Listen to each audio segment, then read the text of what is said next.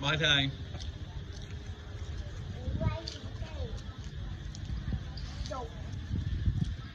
Anh ăn cái smile đã.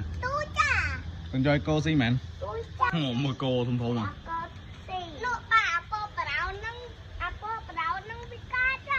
Năng.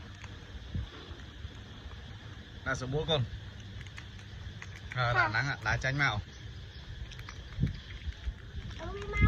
ABC con. Nè. Bởi con ăn. Ta ra. Không mà muốn hổ. Nắng á. Này. Papa nè. Cầm. Không phải. Oh boy pie man.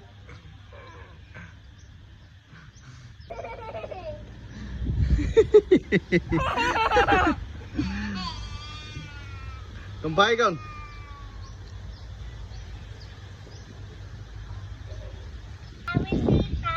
Năng ơi.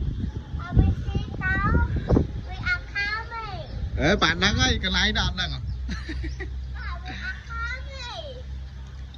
Hãy trắng hơn con.